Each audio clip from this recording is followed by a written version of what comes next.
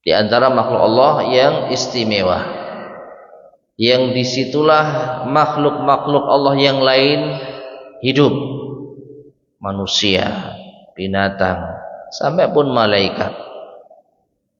Mereka tinggal dan menetap di langit. Dan Allah ciptakan langit sebagai tempat tinggal bagi mereka. Dan langit adalah ciptaan Allah yang tidak ada contoh dari sebelum-sebelumnya. Makanya disebutkan secara khusus.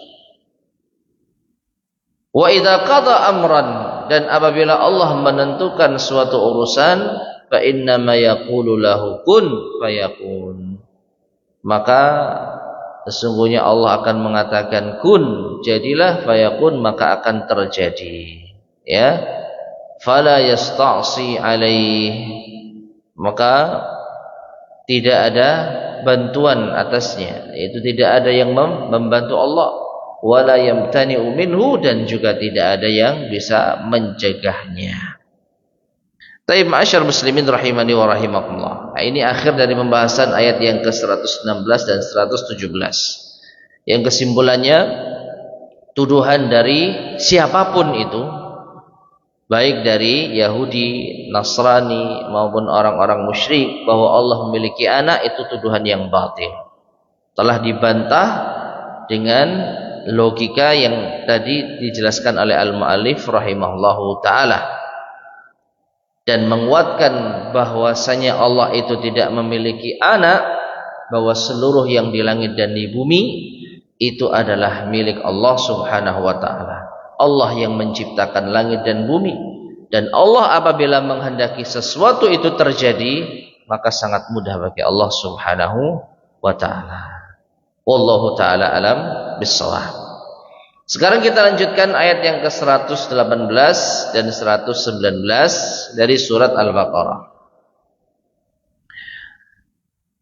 Wa qala alladhina la ya'lamuna laula yukallimuna Allahu aw ta'tina ayah. Kadzalika qala alladhina min qablihim misla qawlihim tashabahat qulubuhum qad bayyana lakumul ayat. Qad bayyana al-ayati liqaumin yuqinun. Inna arsalnaka bil haqqi basyiran wa nadhira wa la tus'alu an ashabil jahim. Yang artinya, dan orang-orang yang tidak mengetahui, orang-orang yang tidak memiliki ilmu, mereka mengatakan, mengapa Allah tidak berbicara kepada kami atau mendatangkan kepada kami ayatnya. Demikianlah ucapan orang-orang sebelum mereka, persis seperti ucapan mereka. Ya, demikian pula qala alladziina min qablihim, orang-orang yang sebelum mereka pun mengucapkan persis seperti ucapan mereka. Karena apa? Tasyabahat qulubuhum, hati mereka itu saling menyerupai. Dan sungguh kami telah terangkan ayat-ayat kami bagi kaum yang yakin. Sesungguhnya kami mengutusmu, hai Muhammad, dengan kebenaran sebagai pemberi kabar gembira dan sebagai pemberi peringatan. Dan engkau tidak ditanya, wahai Muhammad, tentang penghuni al-jahim. Ma'asyiral muslimin rahimani wa rahimakumullah. Ayat ini sebagai gambaran umum adalah ayat yang menunjukkan sikap penolakan mereka terhadap perintah Allah Subhanahu wa taala untuk beriman kepada nabi kita yang mulia sallallahu alaihi wasallam. Allah minta satu hal kepada mereka. Ikutilah petunjuk nabi yang telah diutus, yang telah menjadi rahmat bagi alam semesta. Namun justru mereka meminta kepada Allah hal-hal yang aneh, yang tujuannya itu bukan untuk mencari petunjuk dan kebenaran, tapi menunjukkan sikap ta'annutnya mereka. Ta'annut itu bisa kita maknai sikap ngeyelnya mereka, keras kepalanya mereka. Jadi intinya mereka menolak, tapi supaya penolakan itu terlihat elegan, dikemas dengan bentuk permintaan. Jadi Allah memerintahkan mereka untuk beriman kepada Rasulnya, mereka menuntut macam-macam.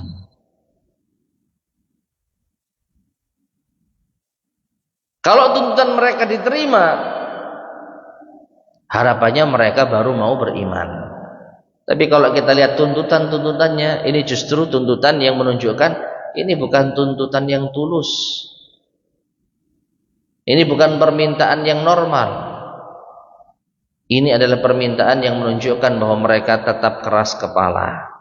Nah, kita baca penjelasan dari al-mu'allif rahimahullah ta'ala. Ay qala al-jahalatu min ahli al-kitab wa ghairihim. Ya, Allah berfirman, wa qala alladziina la ya'lamun. Orang-orang yang tidak memiliki ilmu itu berkata, maksudnya orang-orang yang bodoh dari kalangan ahli kitab dan selain mereka. Hal la yukallimuna kama kallama ar-rusul. Mengapa Allah tidak berbicara kepada kita? Maksudnya secara langsung, sebagaimana Allah berbicara kepada para rasul. Ya. Jadi mereka itu maunya Allah bicara langsung gitu loh. Mereka maunya Allah berbicara langsung kepada mereka, gak usah lewat Rasul. Nah, seperti itu. Ya. Au ta'tina ayah, atau datangkanlah tanda. Datangkanlah tanda. Tapi tanda yang dimaksud, perhatikan di sini, ya, ya'nuna ayatil iqtirah, yaitu tanda yang sesuai dengan usulan mereka, bukan tanda yang telah ditetapkan oleh Allah Subhanahu wa taala. Ya. Kalau tanda yang telah ditetapkan oleh Allah, sudah Allah turunkan begitu banyaknya dan jelasnya.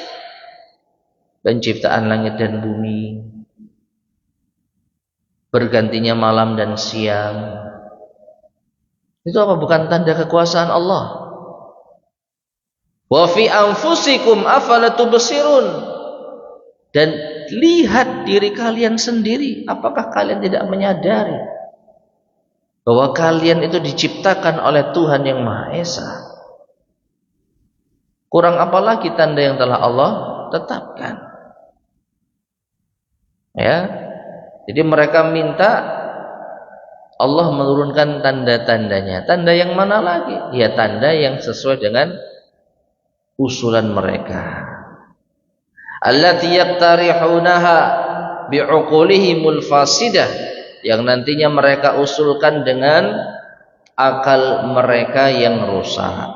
Wa araihim al-kasidah, pemikiran mereka yang menyimpang. Allati tajarra'u biha 'alal khaliq, yang merupakan bentuk kelancangan mereka atas al-khaliq, Allah sang pencipta. Wastakbaru 'ala rusulih, dan menyombongkan diri kepada rasul-rasulnya, kepada rasul-rasulnya. Titik ya, sampai sini dulu. Baik. Jadi ma'asyar muslimin rahimani wa rahimakumullah, Allah Subhanahu wa taala sudah sangat benar mengutus seorang rasul untuk memperingatkan umatnya. Tidak perlu setiap orang Allah ajak bicara. Tidak perlu setiap orang Allah perintahkan satu persatu. Ya. Dan ini hal yang sangat logis sekali. Walillahil matsalul a'la, dan bagi Allah perumpamaan yang sangat tinggi, yang sangat indah. Kita tidak sedang menyerupakan Allah dengan makhluk. Namun dalam keseharian kita, dalam keseharian kita, seorang pemimpin perusahaan cukup mengatakan kepada ajudannya bagian tertentu untuk memberi instruksi kepada ratusan atau ribuan karyawannya. Apakah masuk akal seorang pemilik perusahaan mengajak bicara satu-satu karyawannya dengan sebuah perintah? Sungguh tidak masuk akal.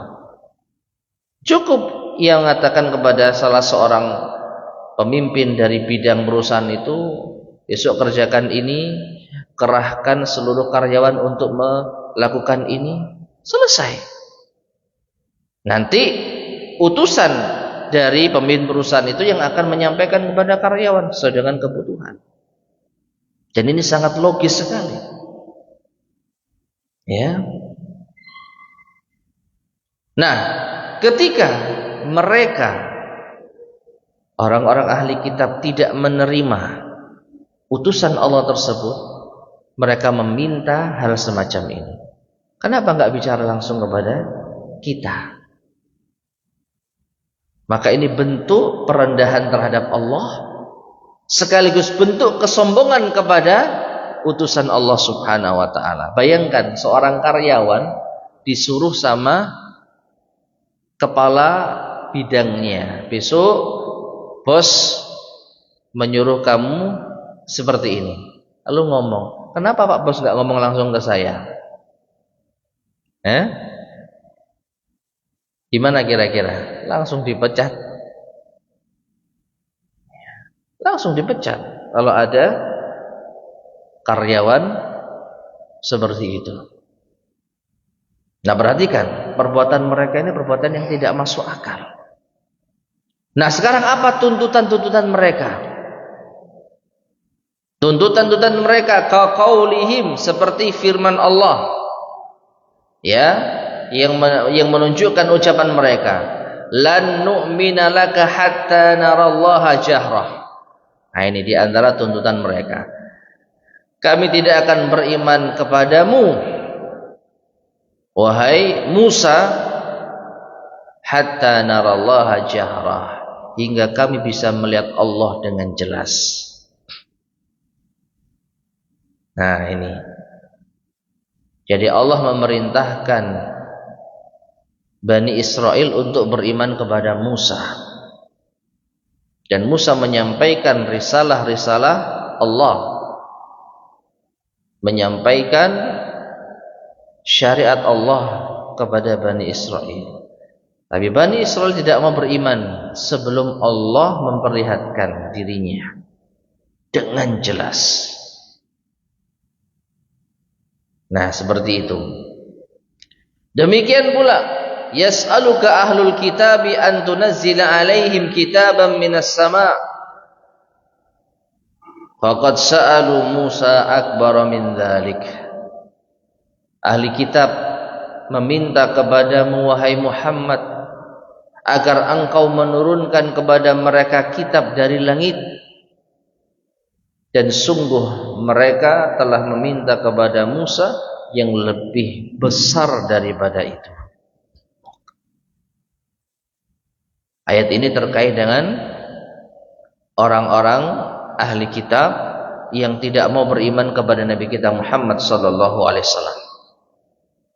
Mereka mau beriman, syaratnya Rasulullah disuruh menurunkan kitab dari langit. Itu maunya mereka. Ya. Jadi mereka tidak percaya kalau yang disampaikan Rasul SAW itu wahyu dari Allah. Mereka maunya kitab yang turun dari langit, yang mereka saksikan. Karena apa yang disampaikan Nabi SAW, mereka tidak tahu dari mana. Meskipun kita sebagai umat Islam yakin yang disampaikan Nabi SAW itu adalah wahyu yang Allah Subhanahu wa taala turunkan melalui malaikat Jibril alaihissalam. Nah, itu mutlak. Orang yang beriman tidak boleh ragu sedikit pun bahwa apa yang disampaikan Nabi sallallahu alaihi wasallam, in huwa illa wahyun yuha, adalah wahyu yang diwahyukan kepada beliau. melalui malaikat Jibril alaihissalam. Orang-orang Yahudi tidak mau. Saya maunya kamu turunkan kitab dari langit. Maka Allah katakan, faqad sa'alu Musa akbar min dzalik. Mereka dulu juga pernah meminta kepada Musa hal yang lebih dahsyat daripada itu. Wa qalu, ada pula yang mereka katakan, laula unzila ilaihi malakun fayakunu ma'ahu nadhira. Seandainya diturunkan bersama Muhammad ini seorang malaikat sehingga akan menjadi pemberi peringatan bersamanya. Nah ini. Jadi mereka request, kalau benar Muhammad itu Rasul, tolong didampingi oleh malaikat yang sama-sama memberi peringatan. Aneh-aneh permintaan mereka. Au yulqa ilaihi kanzun au takunu lahu jannah, atau turunkan perbendaharaan kepadanya. Maksudnya mereka meminta Nabi kita Muhammad itu tiba-tiba memiliki banyak perbendaharaan, banyak harta. Au takunu lahu jannah, atau ia memiliki apa? Kebun-kebun.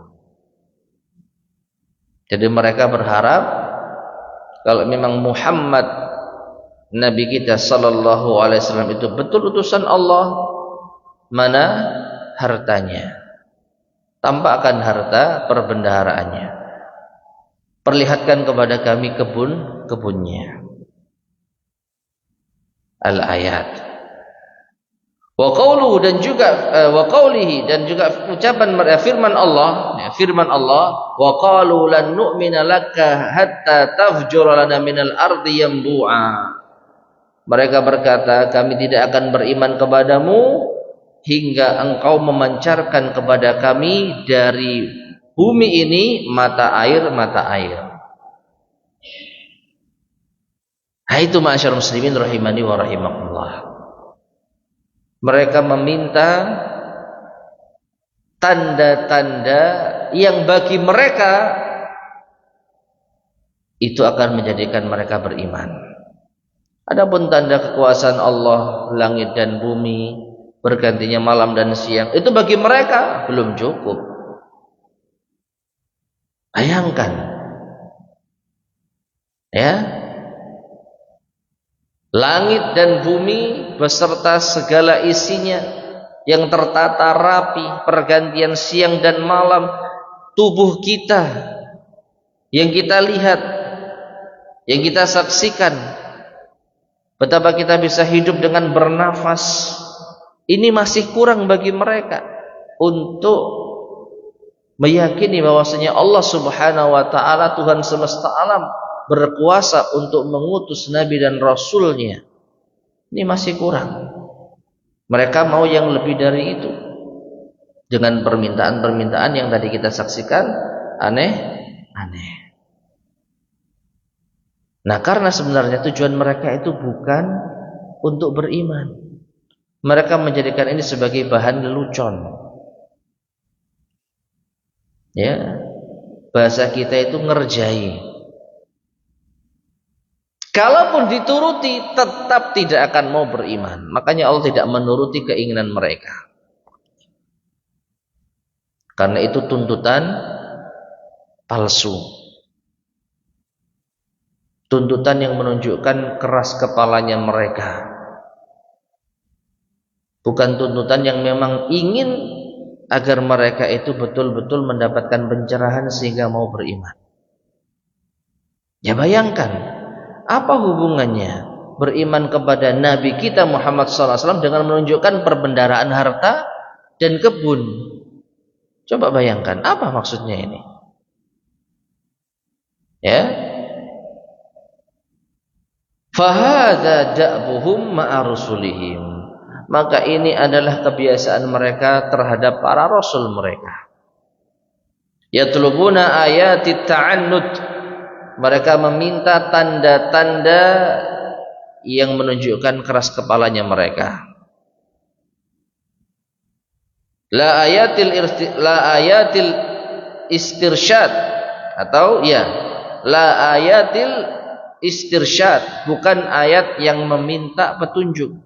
Tanda agar mendapatkan petunjuk.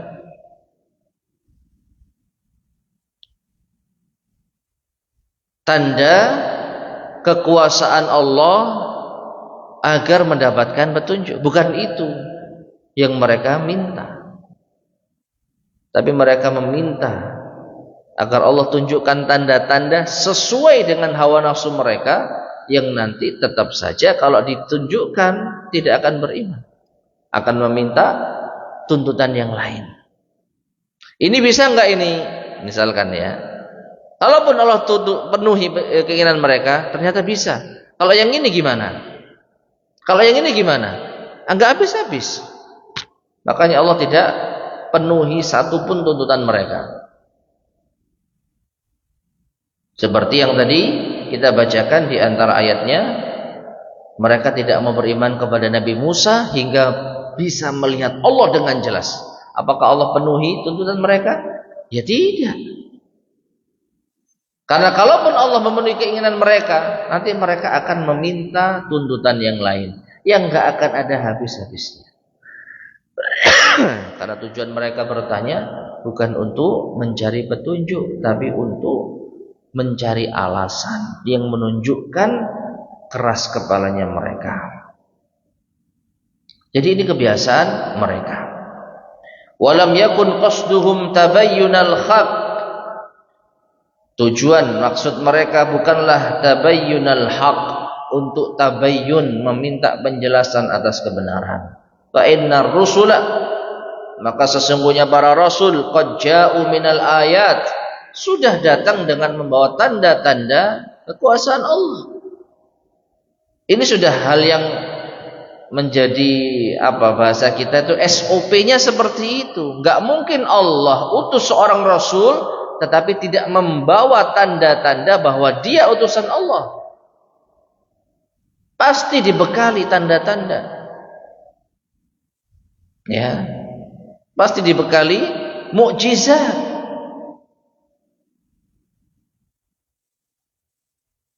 Fa inna rusula qad ja'u minal ayati bima yu'minu ala mislihil bashar. Maka para rasul mereka telah datang membawa tanda-tanda kekuasaan Allah, mukjizat-mukjizatnya. Bima yu'minu ala mislihi, yang dengannya berimanlah atas hal yang semisal al-basyaru, seorang manusia. Maknanya kalau manusia normal yang hatinya masih lurus melihat tanda yang dibawa oleh Rasul, sudah cukup. Engkau adalah utusan Allah. Sami'na wa ata'na. Itu kalau manusia masih lurus fitrahnya. Sudah cukup, tidak perlu minta yang aneh-aneh. Walihada qala ta'ala, karenanya Allah berfirman, qad bayyannal ayati liqaumi yuqinun. Sungguh kami telah terangkan ayat-ayat kami bagi kaum yang yakin. Maknanya fakullu muqinin, setiap orang yang yakin, faqad arafa min ayatillahil bahirah, maka sungguh ia telah mengetahui dengan ayat-ayat Allah yang gamblang, wa barahinihi dzahirah, dan bukti-bukti Allah yang jelas, ma hasala lahu bihil yaqin, apa yang bisa meraih keyakinan, wan dafa'a anhu kullu syakkin wa raib, dan hilang darinya segala macam keraguan dan kebimbangan. Orang yang beriman tidak butuh banyak ayat yang bermacam-macam dan yang aneh-aneh.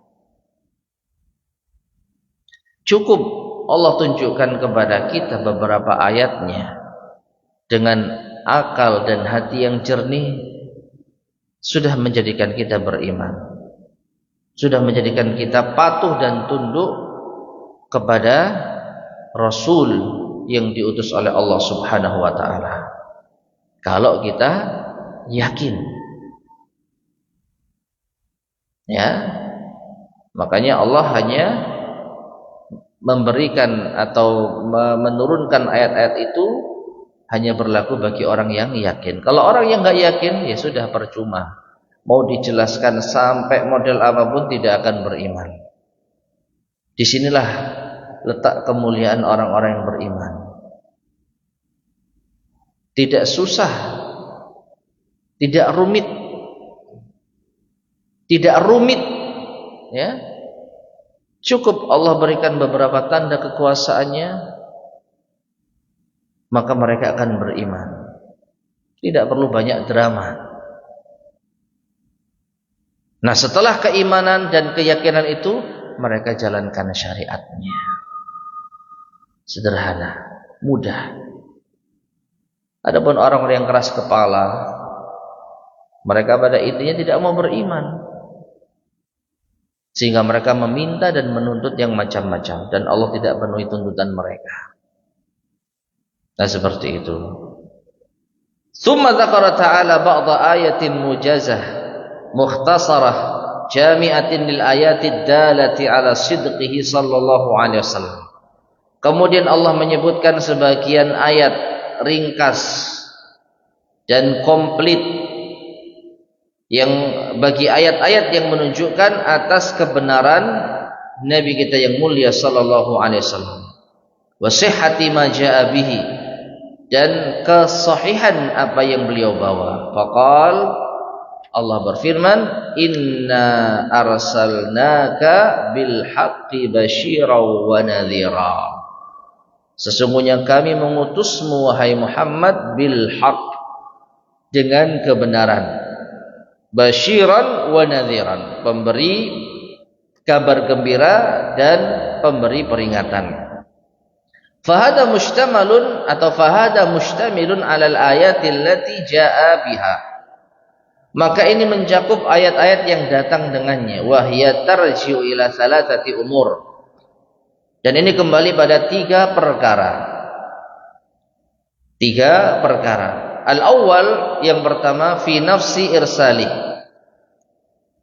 yaitu di dalam kerasulannya. Wasani fi siratihi wa hadihi wa dallih. Yang kedua, di dalam sirahnya, yaitu perjalanan hidupnya, petunjuknya. Wasalis, yang ketiga, fi ma'rifati ma jaa bihi minal Qur'ani was sunnah, di dalam mengenal apa yang beliau bawa berupa Al-Quran dan As-Sunnah. Ya. Jadi Allah Subhanahu wa taala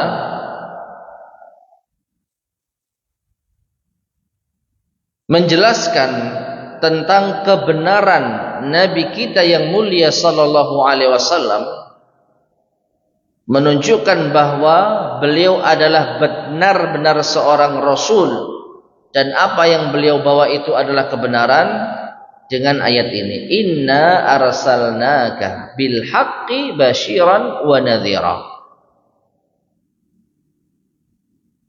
Nah, ini ayat ini mengandung tiga unsur. Yang pertama tentang kerasulan beliau, yang kedua tentang sejarah atau kehidupan beliau, dan yang ketiga terkait dengan apa yang beliau bawa.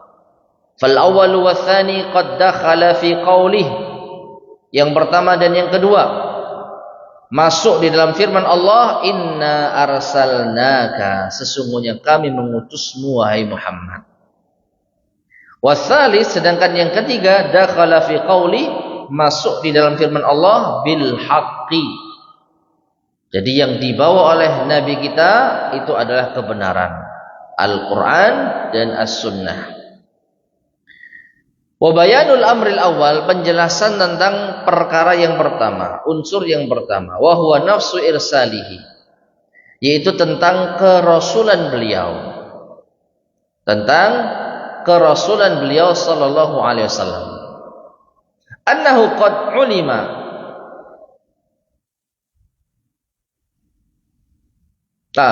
annahu qad alima, bahwasanya Allah telah mengetahui halata ahlil ard, keadaan penduduk bumi, qabla bi'tsatihi sallallahu alaihi wasallam, sebelum diutusnya Nabi sallallahu alaihi wasallam, wa ma kanu alaihi min ibadatil awsani wan nirani was sulban, dan apa yang mereka lakukan dari menyembah berhala, menyembah api.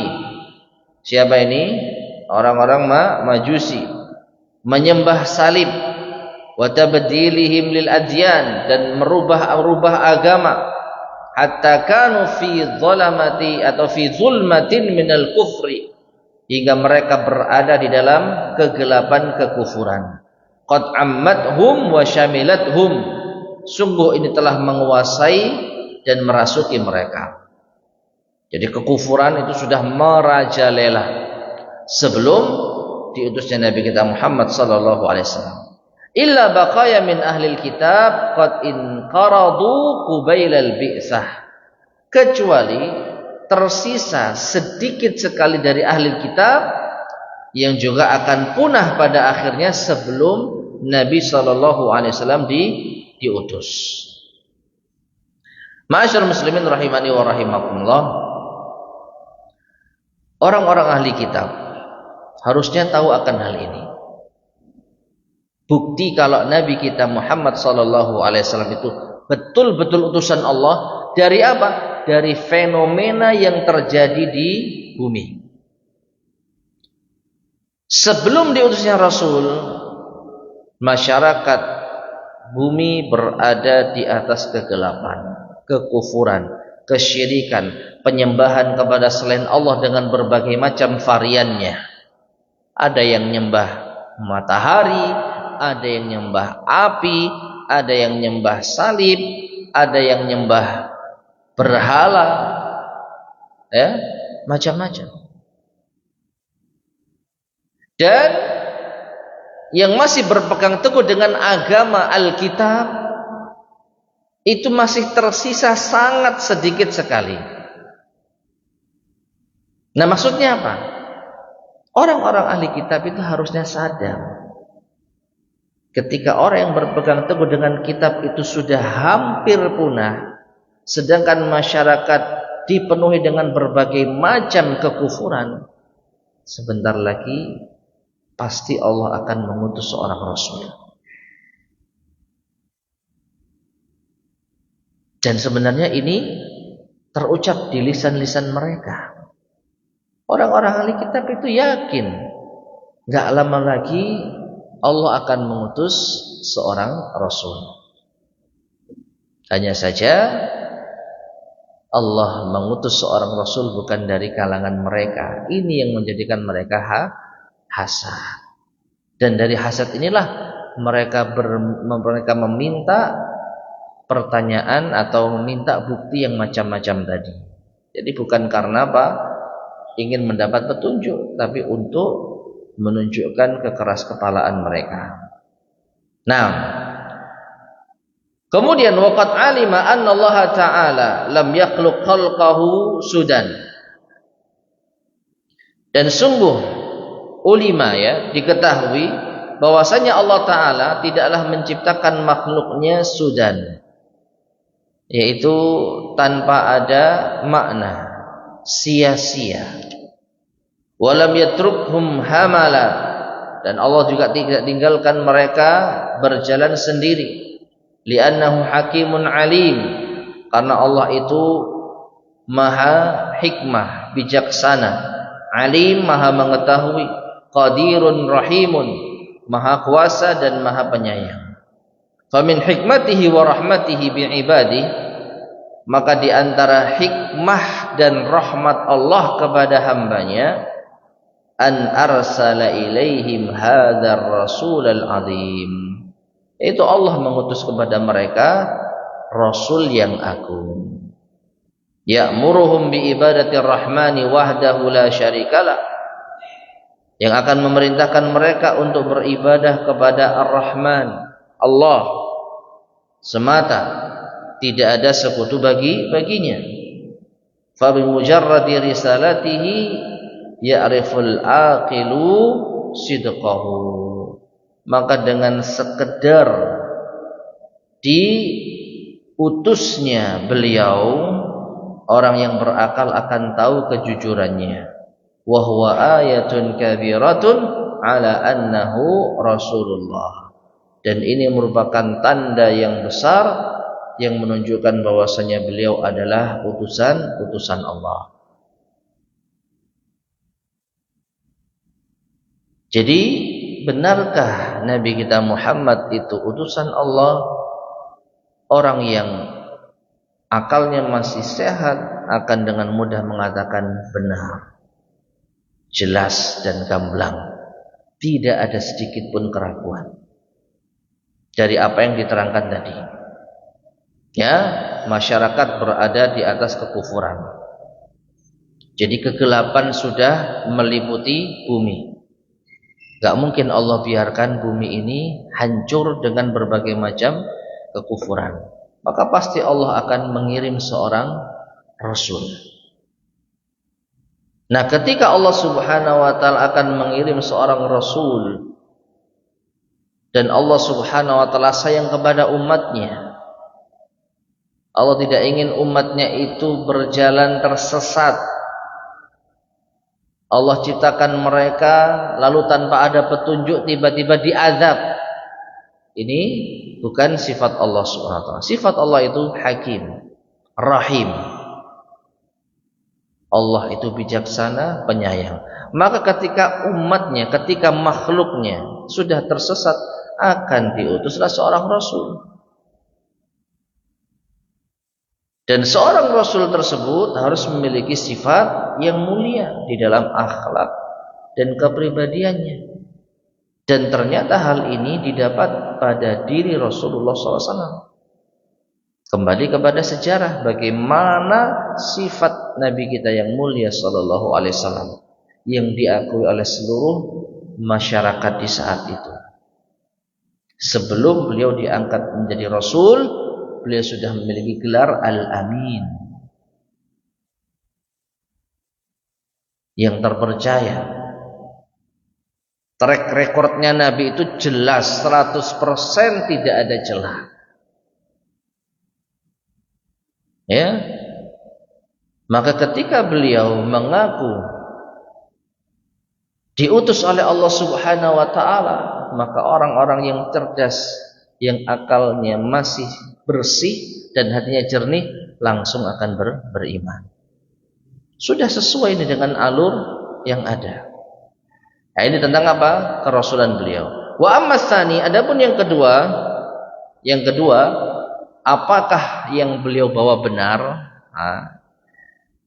Faman arafa an-nabiyya sallallahu alaihi wasallam ma'rifatan tamatan, maka siapa yang telah mengenal Nabi sallallahu alaihi wasallam dengan pengenalan yang sempurna, wa arafa siratahu wa hadiyahu qabla al-bi'tsah, mengenal beliau, mengenal jalan hidup beliau, kehidupan beliau, petunjuk beliau sebelum diutus, wa nusyu'ahu ala akmalil khisal, dan tumbuhnya beliau di atas perangai yang sempurna.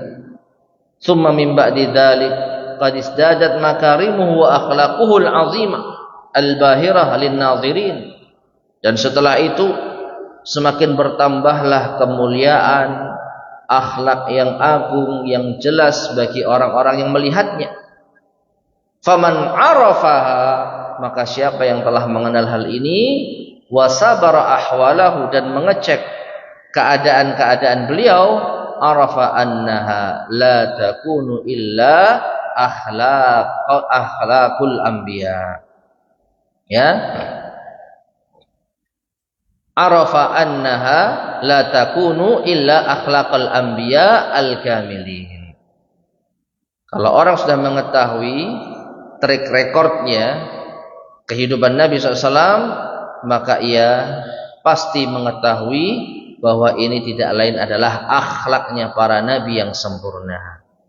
Lianna Allah Ta'ala ja'ala al-awsafa akbar dalilin ala ma'rifati ashabiha wa sidqihim wa kadhibihim. Karena Allah Ta'ala telah menjadikan sifat-sifat perangai, ya, sebagai dalil yang terbesar untuk mengenal siapa orang ini, jujur atau tidaknya mereka. Dan ini hal yang kita terapkan. Sebelum kita menilai orang ini benar atau tidak, jujur atau tidak, maka biasanya kita melihat dulu track recordnya. Bagaimana yaitu kepribadiannya, bagaimana perangainya. Ya. Jadi kita lihat dulu sisi kehidupannya. Kalau ternyata orang ini baik, ini isyarat tanda kemungkinan orang ini jujur. Tapi kalau track recordnya itu jelek, kepribadiannya tidak baik, akhlaknya buruk, wah kayaknya orang ini dusta. Betul nggak? Kalau kita menilai seseorang jujur atau tidak, kita lihat dulu bagaimana kepribadiannya, latar belakangnya, kualitas agamanya. Nah, kita yang tahu sisi kehidupan Nabi Shallallahu Alaihi Wasallam, sebegitu indahnya akhlak beliau, masa orang seperti ini dusta? Pasti kita yakin yang beliau bawa adalah kebenaran. Ya. Wa amma tsalis, adapun yang ketiga, fahuwa ma'rifatu ma jaa'a bihi sallallahu alaihi wasallam min asy-syar'il 'azim, yaitu mengenal apa yang beliau bawa berupa syariat yang agung ini, wal Qur'anil Karim, Al-Qur'an yang mulia, al-mustamili 'alal ikhbarat as-sadiqah, yang mencakup kabar-kabar yang benar, valid. Seluruh kabar di dalam Al-Quran itu benar, tidak ada satupun kabar yang dusta. Wal awamiril hasanah, dan perintah-perintah kebaikan. Wan nahyi an kulli qabih, dan larangan dari setiap hal yang buruk. Wal mu'jizatil bahirah, mukjizat-mukjizat yang jelas. Ini semua ada di dalam Al-Quran. Fajami'ul ayat tadkhulu fi hadhihi thalathah, maka seluruh ayat-ayat yang ada masuk di dalam tiga hal ini. Ya. Nah, jadi ma'asyiral muslimin rahimani wa rahimakumullah, tidak ada celah atau alasan sedikit pun bagi kita untuk meragukan Nabi sallallahu alaihi wasallam, meragukan apa yang. Dan yang terakhir, qauluhu basyiran, firman Allah Subhanahu wa taala basyiran. Nabi itu adalah seorang basyiran, yaitu pemberi kabar gembira. Ai liman ata'aka bis sa'adatid dunyawiyyati wal ukhrawiyyah. Nabi memberi kabar gembira bagi siapa yang mentaatimu wahai Muhammad, dengan kebahagiaan duniawi dan ukhrawi. Nadhiran, dan beliau juga pemberi peringatan, liman asaka, bagi siapa yang mendurhakaimu wahai Muhammad, bisyaqawati wal halakid dunyawi wal ukhrawi, dengan kesengsaraan dan kebinasaan duniawi dan ukhrawi. Wala tus'alu an ashabil jahim, dan engkau wahai Muhammad tidak ditanya tentang penghuni neraka al-jahim. Ai lasta mas'ulan anhum, engkau tidak bertanggung jawab terhadap mereka. Itu bukan urusanmu ya Muhammad. Innama 'alaikal balagh wa 'alainal hisab. Ya, seakan-akan Allah mengatakan tugasmu wahai Muhammad hanya menyampaikan, nanti kamilah yang akan menghisab. Baik, ma'asyiral muslimin rahimani wa rahimakumullah.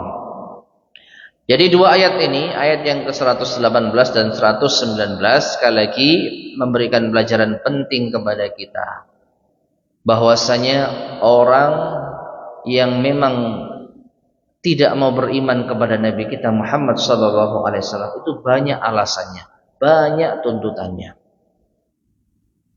Sedangkan orang yang beriman cukup dengan beberapa tanda saja sudah apa? Sudah beriman. Tidak perlu berbagai macam tuntutan. Dan nanti pada akhirnya Rasulullah itu hanya menyampaikan, mereka tidak percaya itu urusan mereka. Ya. Mereka tidak percaya itu urusan mereka. Tugas Nabi kita hanya menyampaikan, nanti yang menghisab adalah Allah Subhanahu wa taala. Wallahu taala alam bissawab. Dan dari sini kita patut bersyukur kepada Allah. Allah mudahkan bagi kita untuk beriman tanpa banyak tuntutan. Dan ini merupakan tanda, ini semoga kita termasuk di antara orang-orang yang yakin tadi. Ya, tidak perlu berbagai macam tuntutan, usulan yang ini menunjukkan keras kepala. Tidak mau beriman kepada utusan Allah Subhanahu wa taala. Wallahu taala a'lam. Baik, sebelum kita akhiri di sini ada pertanyaan. Assalamualaikum warahmatullahi wabarakatuh. Assalamualaikum ya Ustaz. Ini as'ilah. Ada pertanyaan. Yang pertama, wa razaqahum ma'a tanaqusihim iyyah. Saya tidak tahu gimana menerjemahkan kalimat ini. Nah, wa razaqahum, dan Allah memberi rizki mereka. Maksudnya Allah masih tetap memberi rizki mereka ma'a tanaqusihim iyyah, bersama dengan perendahan mereka iyyahu kepada Allah. Jadi maksudnya meskipun mereka merendahkan Allah, siapa mereka ini yang mengatakan Allah punya anak? Mereka yang mengatakan Allah punya anak itu telah merendahkan Allah. Meskipun demikian Allah masih memberi rizki kepada mereka. Nah, kemudian yang kedua, jami'uhum milkahu wa abidahu, yatasarrafu fihim tasarrufal maliki bil mamalik. Baik, ya. Fajami'uhum milkahu wa abiduhu. Ini kalau enggak salah ada kanannya ya.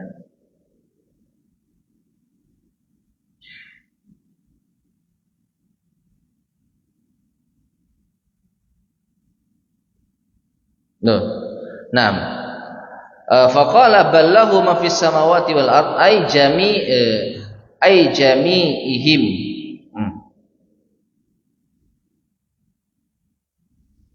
Naam, sahih.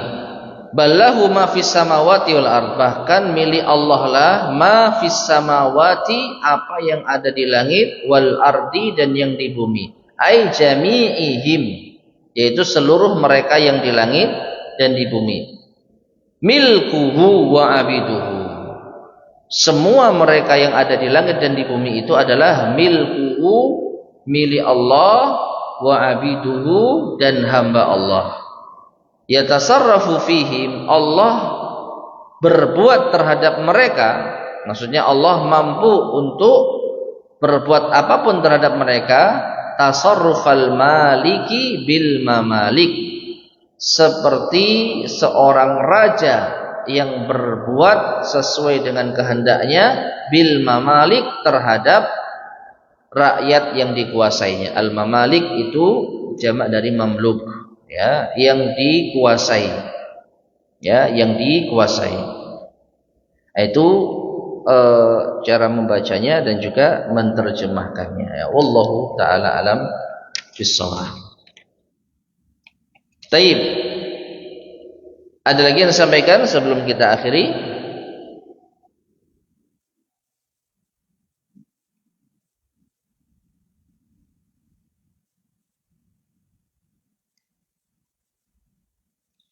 Baik, jika tidak ada, kita cukupkan sekian. Mudah-mudahan bermanfaat. Kurang lebihnya saya mohon maaf.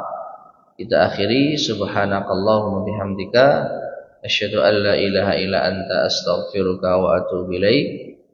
Alhamdulillahirabbil alamin. Wassalamualaikum warahmatullahi wabarakatuh.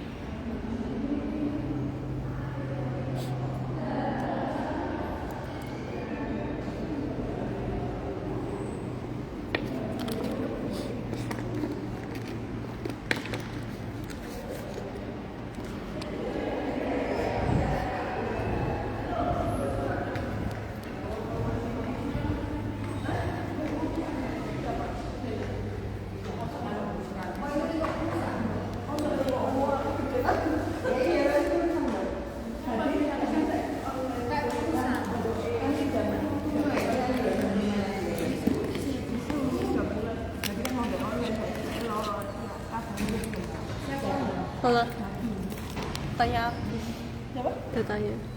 Kita aku simpen tau nggak lagi? Datanya. Habis. Udah ada. Sudah habis tadi. Datanya tok, datanya. Kuota.